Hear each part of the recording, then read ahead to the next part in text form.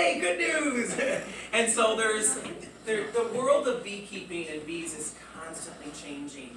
And new problems, new solutions, and so it's something that, I mean, you can invest a lot of time in, but that's a big question I get, and we'll talk about that more.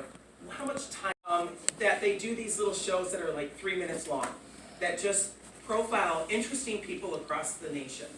And they chose us to do one, so I think it gives a good, like, quick glimpse of what Bees in the D is and what we're trying to do. And some of the film is filmed right here at the Outdoor Adventure Center. You'll see the hives as we're walking out, and it's like they gotta live in the sound. It's kind of fun. So I thought it'd be a good little introduction just to play that. And the bees were there for me when I really was having a rough time. I would go in my hives to find relief and to find purpose.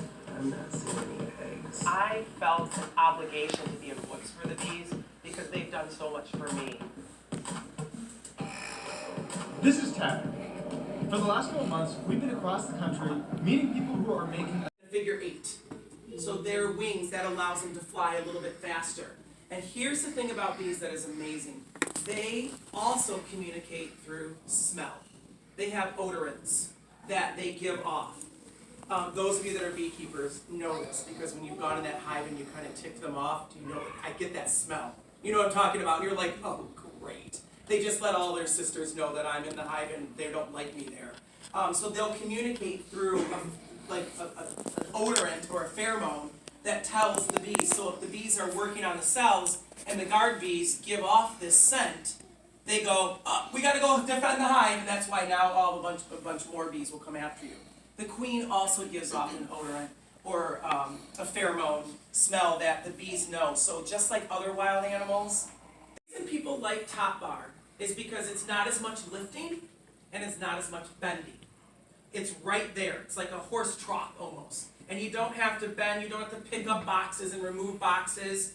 The disadvantages are that most of them don't, I don't know of a top bar hive extractor, that there's frames, so frames of bees that are already active.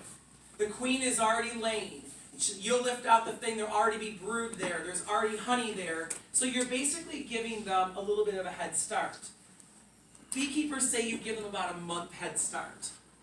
But you kind of lose that month because packages you can get in early April. These you usually get around May. These are more expensive.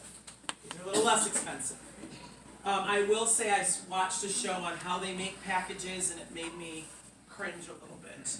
But I'm not saying, I mean, you get a 4-framer, and that may be a 6-framer. If you Google this, there are commercial beekeepers that have like 1,000, I don't know, in one, and it's like these tanks, and it's like crazy. These are just for like the backyard beekeeper, hobbyist beekeeper. And then I like to use the hot knife or the plug-in knife because it heats up and you just cut off the caps of the honey. Because once the bees, bees are so intelligent that when they put the honey in there, because what happens is they get the nectar, it goes in their honey gut, enzymes are released. They go to another bee, they regurgitate it, that bee takes it in, enzymes are released. That bee goes to another bee, release it, and some water is absorbed in this process. And then you can put it in your tea much easier because it's not dripping all over.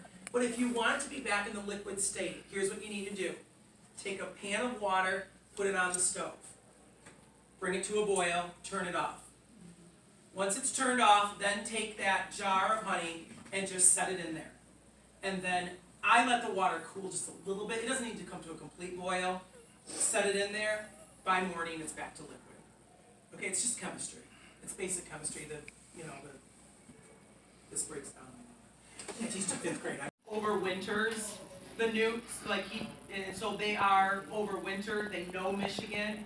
Most of our bees come from Georgia, California, and so winters can be a shock to them. Bees either have a separate tool for that hive or really clean it. Rubbing alcohol clean it.